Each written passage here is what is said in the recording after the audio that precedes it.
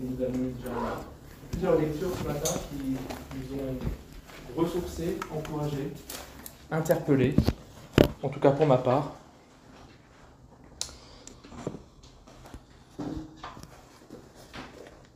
Partons au pays d'Israël. Quelque part sur la route vers le temple de Jérusalem, un pèlerin, Jonathan. Hey, shalom Rémuel! Très heureux de faire route avec toi pour ces derniers jours de marche vers Jérusalem. Shalom Jonathan! En effet, quelle joie de retrouver ses frères et d'aller à la maison de l'Éternel. Tiens, cela me fait penser au 3e psaume des montées que j'ai entonné à ma 3e journée de marche. Allons à la maison de l'Éternel avec joie. Ça te parle? Ah oui, effectivement. De mon côté, Rémuel, quand j'ai chanté le 1er psaume des montées, le psaume 120, cela m'a rappelé d'où je viens. J'étais resté loin de Jérusalem, loin du peuple de Dieu pendant si longtemps. Quel bonheur de pouvoir se préparer à revoir tous nos frères et sœurs en se rappelant les promesses de l'Éternel à travers ces 15 cantiques. Alléluia, dit Rémuel.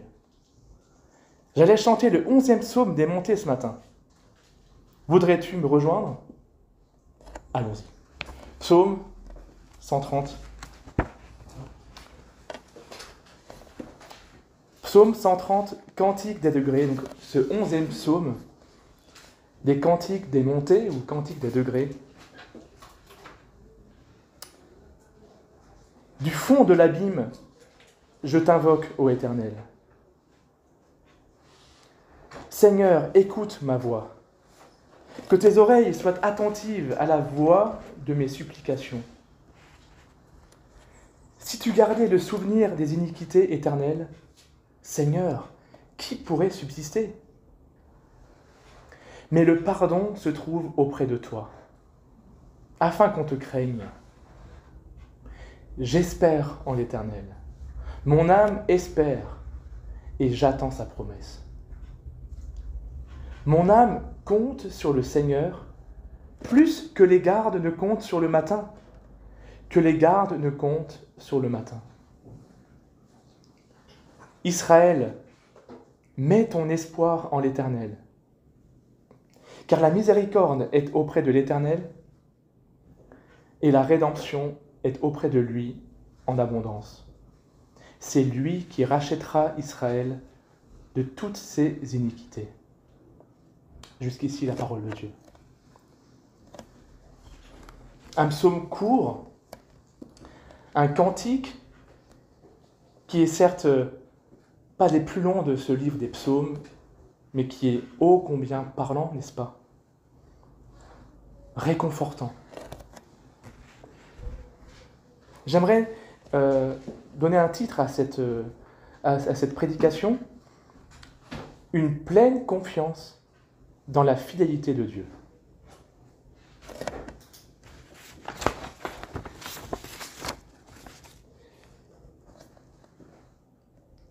Ces derniers temps, j'ai été interpellé dans différentes situations par le Seigneur. Avec Ivana, on a été quelques jours en vacances, où j'ai pu vivre quelques expériences.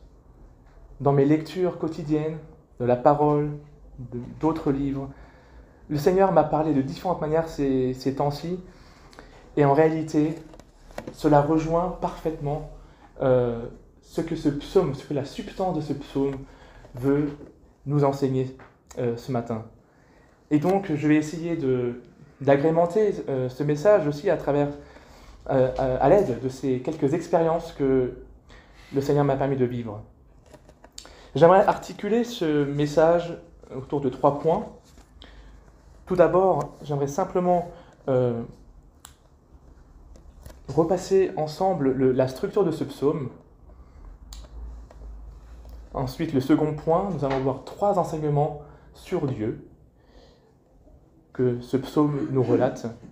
Et enfin, le 3e point, 3 leçons pour nous-mêmes aujourd'hui.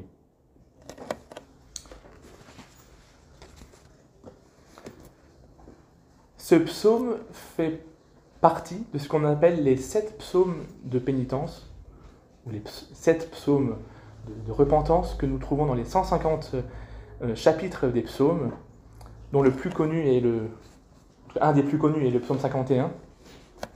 Nous avons pu également prêcher sur ce psaume il y a quelques mois.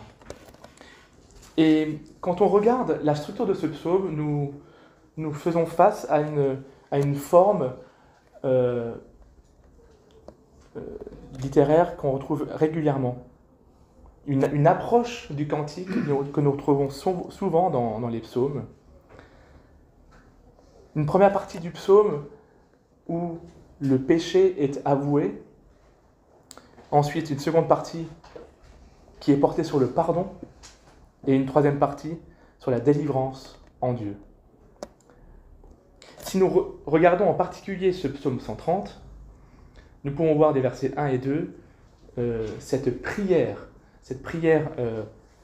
insistante du psalmiste. Les versets 3 et 4, la célébration du pardon divin. Versets 5 et 6, la patience persévérante du psalmiste. Et enfin, les versets 7 et 8, Dieu, le seul et véritable espoir d'Israël, le seul et véritable espoir du peuple de Dieu.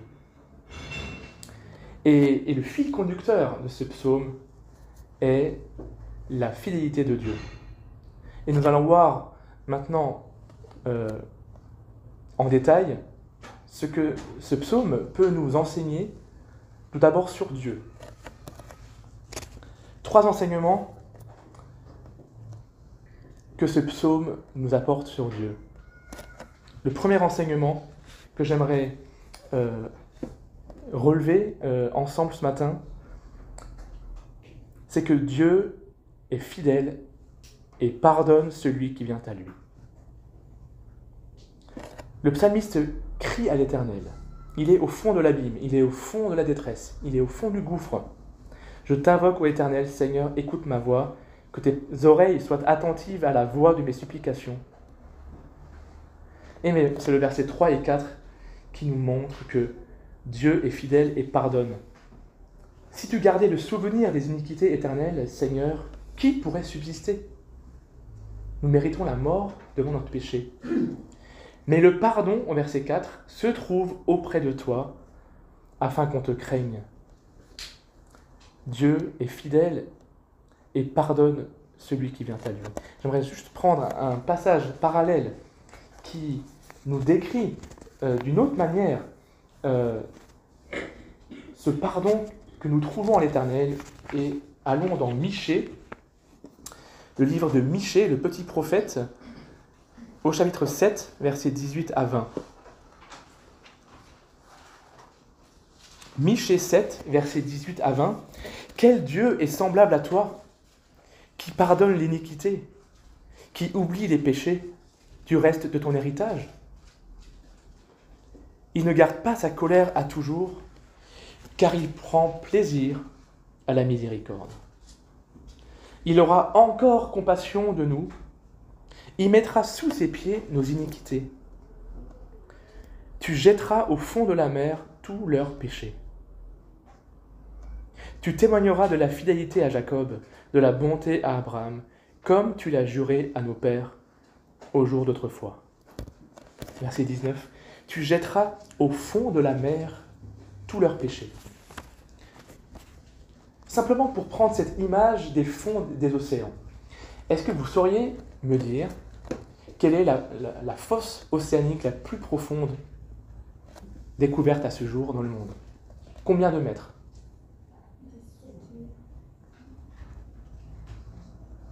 À moins qu'on ait découvert une fosse encore plus profonde. Des kilomètres, effectivement. En tout cas, de ma connaissance, la fosse des Mariannes, dans l'océan Pacifique au large du Japon, 11 500 mètres de profondeur.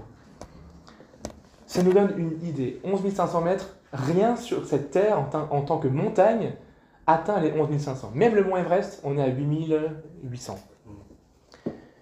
Dieu jette au fond de la mer tous nos péchés. Une manière d'illustrer ce pardon, cette fidélité de Dieu dans son pardon envers ceux qui viennent à lui. Il aura toujours, il aura encore et encore et encore compassion de nous.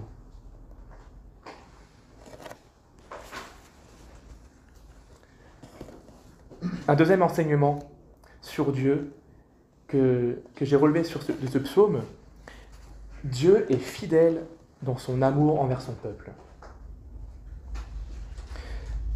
Nous le voyons sur différents versets dans ce psaume. Au verset 7, Israël, mets ton espoir en l'Éternel, car la miséricorde est auprès de l'Éternel et la rédemption est auprès de lui en abondance. La miséricorde est auprès de l'Éternel. Et dans la version Summer, il est dit, car c'est auprès de lui que l'on trouve l'amour. La délivrance abonde auprès de lui. Nous trouvons auprès de Dieu l'amour, la miséricorde. Les délivrances se répètent, se multiplient auprès de Dieu. C'est ce Dieu en lequel nous croyons, ce Dieu fidèle dans son amour envers nous. Et ce psalmiste, dont nous ne savons pas qui il est réellement, on n'a pas d'indication précise sur son nom, invite Israël, invite le peuple de Dieu à mettre son espoir en l'Éternel, parce que nous trouvons en lui l'amour. C'est une certitude. C'est une promesse que Dieu nous fait dans sa parole. Et le psalmiste ici se rappelle de cette promesse. Nous avons également en Dieu une miséricorde infinie.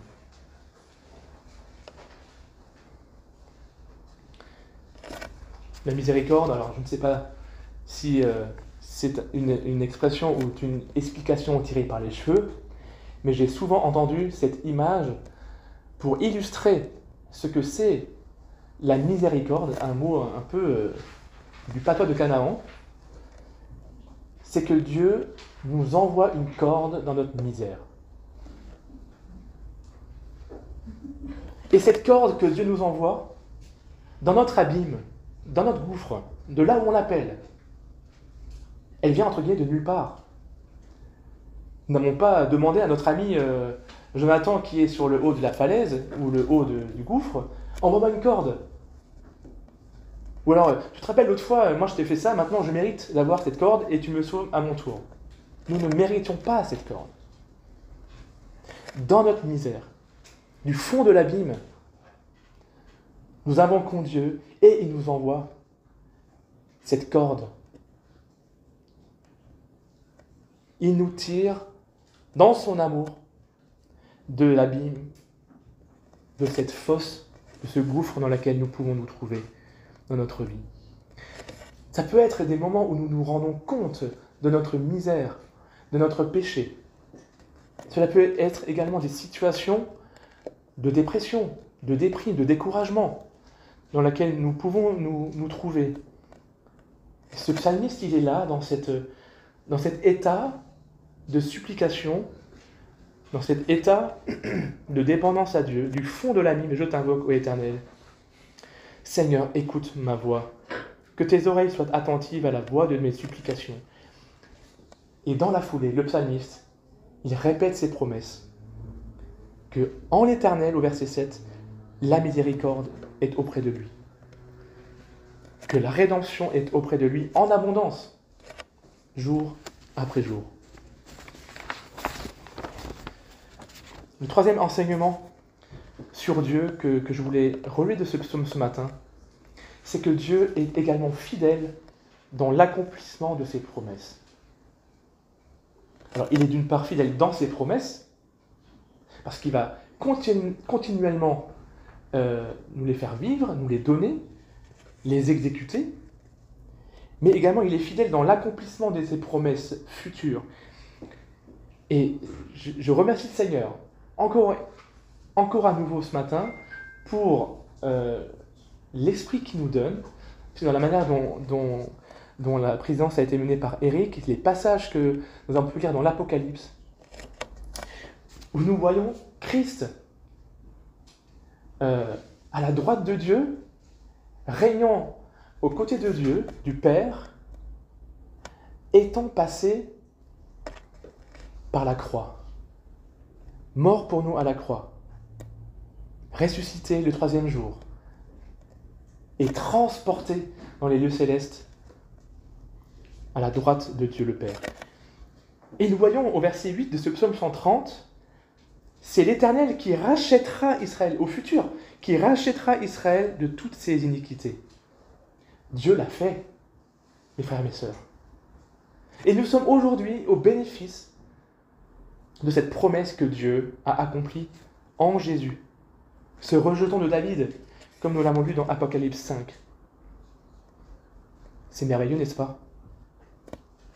Nous pouvons lire ces textes de l'Ancien Testament en parler du Nouveau Testament, où nous voyons que des promesses au moment de l'écriture de ce psaume n'étaient pas encore accomplies.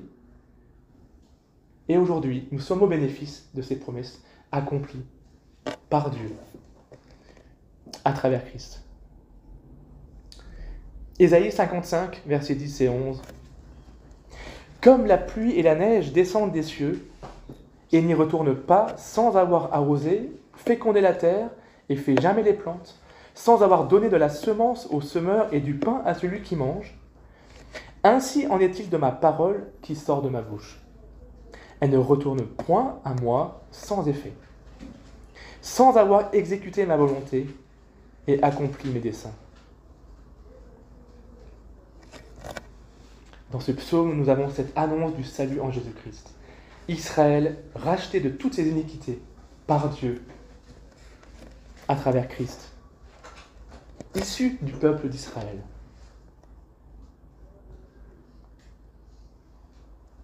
Romains 3, versets 21 à 26. Mais maintenant, sans la loi est manifestée la justice de Dieu, à laquelle rend témoignage la loi et les prophètes.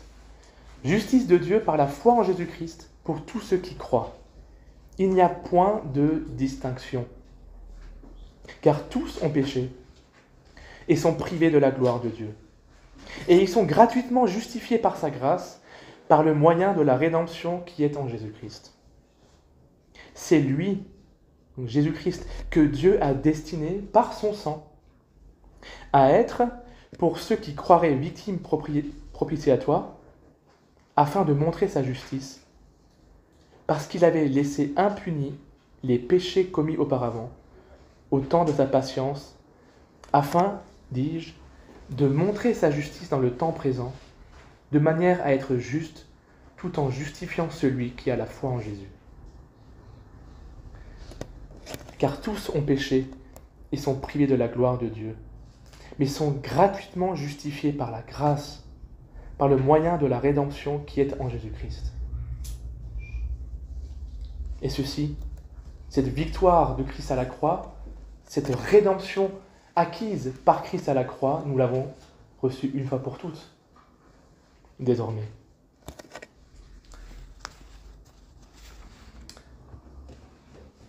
Trois leçons pour nous-mêmes. Nous avons plusieurs fois dans ce psaume cette expression qui se répète « J'espère en l'Éternel, je m'attends à l'Éternel, je compte sur le Seigneur. » Nous attendre à Dieu. Nous attendre à Dieu nécessite plusieurs choses.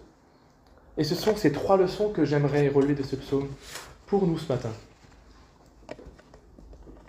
Nous attendre à Dieu nécessite d'abord de reconnaître notre misère et saisir la corne que Dieu nous tend. Le psalmiste, au verset 1, s'était humilié devant l'Éternel. Du fond de l'abîme, je t'invoque, ô Éternel. Il a fait un constat, il était au fond de l'abîme. Nous devons d'abord reconnaître notre état misérable de pécheur. Et nous l'avons également lu dans cette lettre à Laodicée. Humilie-toi, repens-toi. Nous devons réaliser que nous sommes faibles, nous sommes sans force. Et parfois, nous avons peut-être une montagne devant nous. Nous avons une falaise insurmontable. Et qu'est-ce qu'on fait?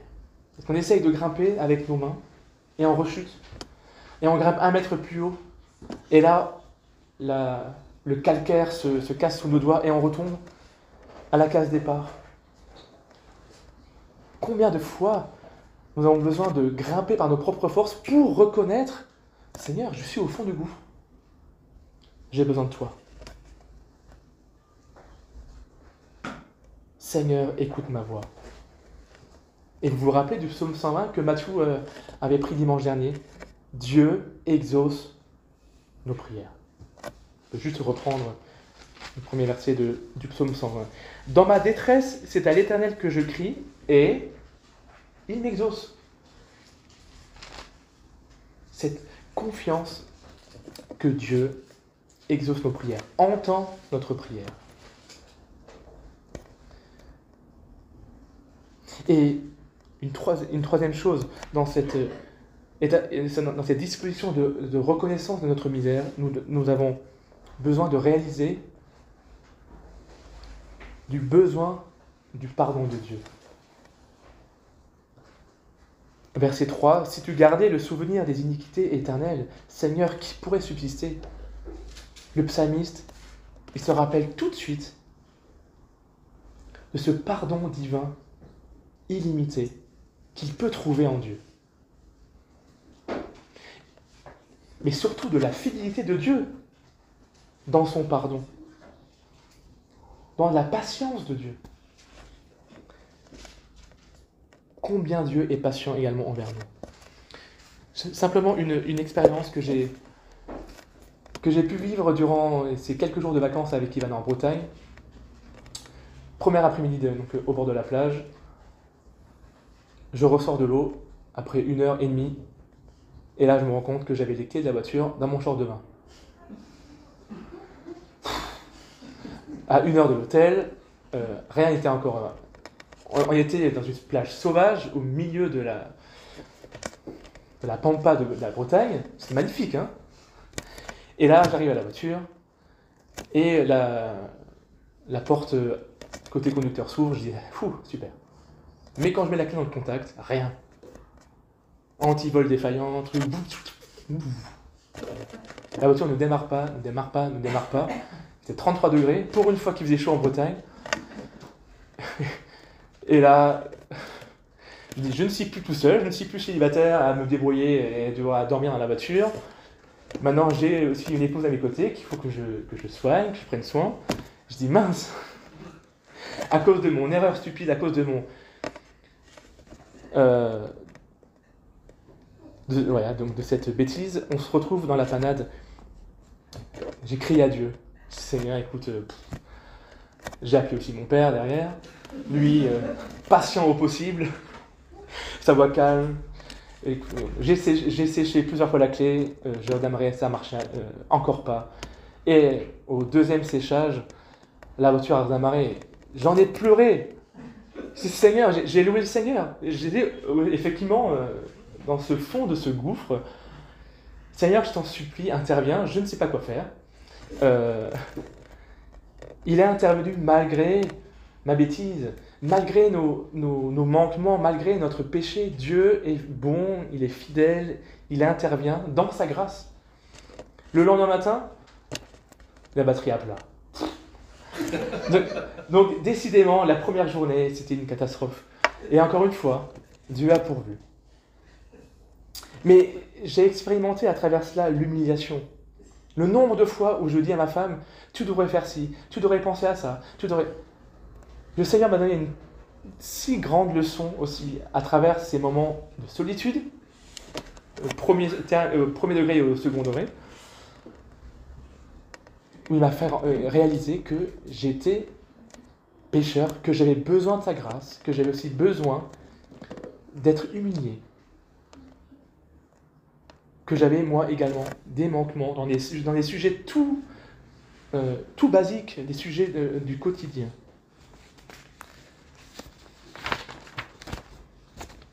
Deuxième leçon pour nous ce matin à travers ce psaume. Nous sommes appelés dans ce psaume à croire dans ses promesses, dans les promesses de Dieu et dans son pardon illimité à travers l'œuvre de Christ. Nous avons lu déjà ce passage dans Ésaïe 55, que la parole de Dieu ne revient pas à lui sans avoir fait son effet. Et j'aimerais reprendre le verset 5 de ce psaume 130. « J'espère en l'Éternel, mon âme espère », il répète 2 fois la chose, « et j'attends sa promesse ». Cette disposition de dépendance.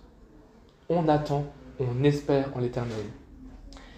Et dans la version Semeur, « j'attends sa promesse » est traduite par « j'ai confiance dans sa parole ». Est-ce que nous avons une confiance indéfectible dans la parole de Dieu ? Et je me rappelle de ce message d'Ilan sur le psaume... j'ai perdu le psaume où on a été rappelé de la véracité de la parole. Que Dieu est vrai, que la parole de Dieu est vraie et juste. Et ici, nous sommes encouragés à nous fonder sur la parole. J'ai confiance dans sa parole, dans ses promesses.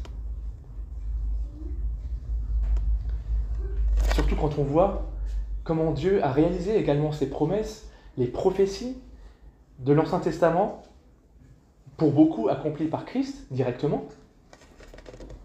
Christ qui a accompli la loi, qui a tout accompli, sa dernière phrase à la croix, avant de mourir. À combien plus forte raison nous pouvons croire dans sa parole, croire dans ses promesses que Dieu est fidèle. Que Dieu est fidèle et juste pour nous pardonner. 1 Jean 1. Troisième leçon pour nous ce matin. Ce psaume nous encourage à travailler notre patience, à persévérer dans notre marche chrétienne, à persévérer dans notre vie de disciple, en comptant sur sa parole. Vous vous rappelez de ce que Matt nous a prêché dimanche dernier ? Ce psaume 120, le premier cantique des montées, le premier pas de la vie de disciple.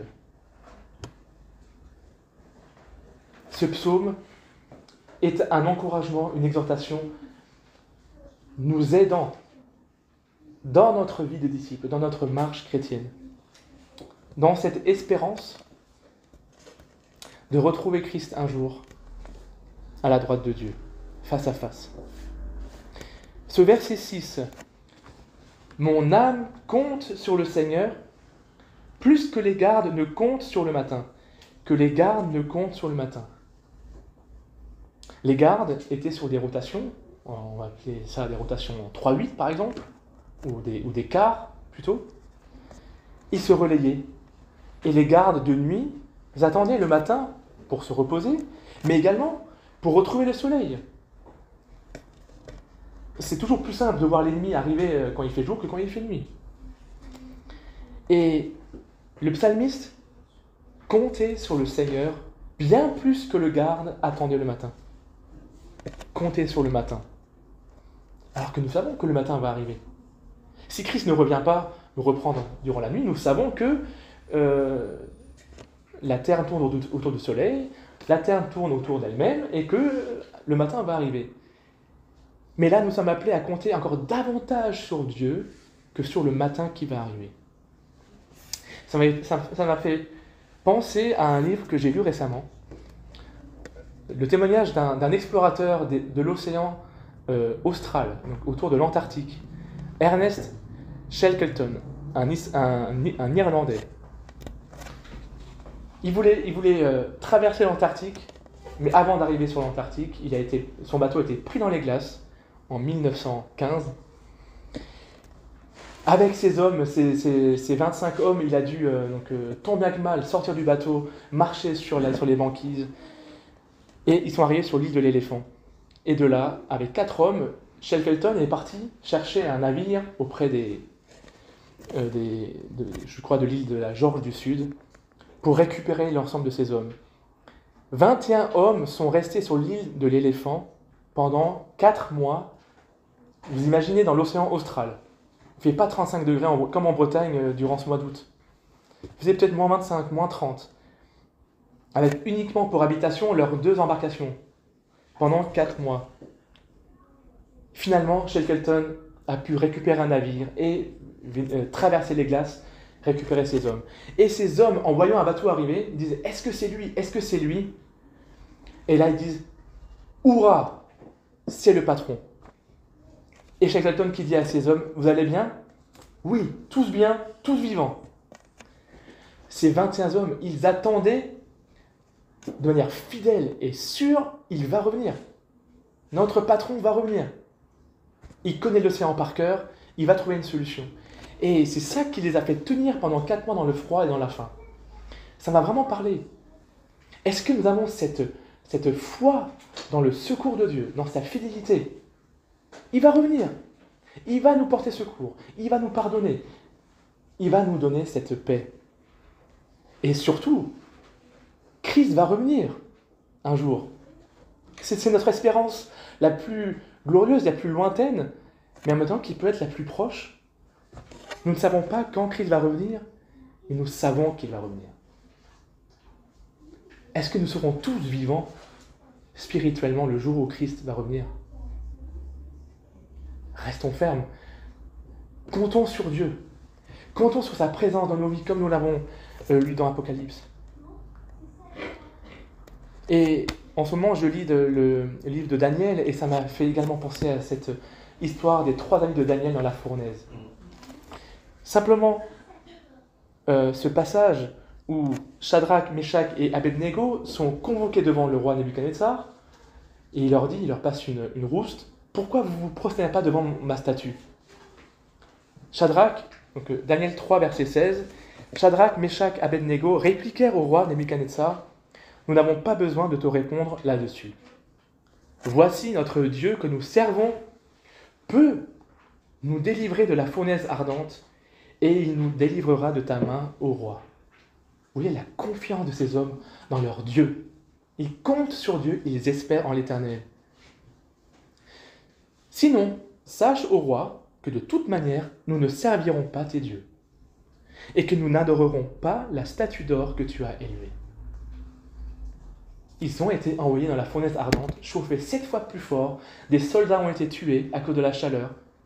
Et vous vous rappelez de l'histoire ? Un 4e homme était parmi eux. Un ange, voire Christ, nous ne savons pas, un 4e homme était avec eux. Leurs vêtements n'ont même pas brûlé dans cette fournaise ardente. Dieu est fidèle, mes frères et sœurs. Ce psaume nous le rappelle. Ce psaume nous encourage à compter sur Dieu. Si nous pouvons simplement retenir cette chose, elle se trouve au verset 5. J'espère en l'Éternel, mon âme espère, et j'attends sa promesse. Je fais confiance dans sa parole. Amen. Je vous propose de prier. Père Céleste, quelle grâce tu nous as faite de nous tirer de ce gouffre, de cette fosse abyssale, de ces ténèbres si noires que nous ne voyons aucune issue. Dans ta grâce, dans ta miséricorde, tu nous as envoyé cette corde dans notre misère, dans notre péché, dans notre mort spirituelle, et tu nous as ramenés à toi. Seigneur, nous voulons encore, renouveler notre confiance en toi, et surtout notre confiance dans ta parole. Nous voulons espérer en toi. Nous voulons compter sur toi. Nous voulons nous attendre à toi. Qu'importe les circonstances que nous vivons, que nous allons vivre sur cette terre, nous voulons nous rappeler que tes promesses, tu les as données à tes serviteurs qui ont écrit cette parole, tu les as accomplies, et tu vas encore les accomplir dans notre vie et autour de nous.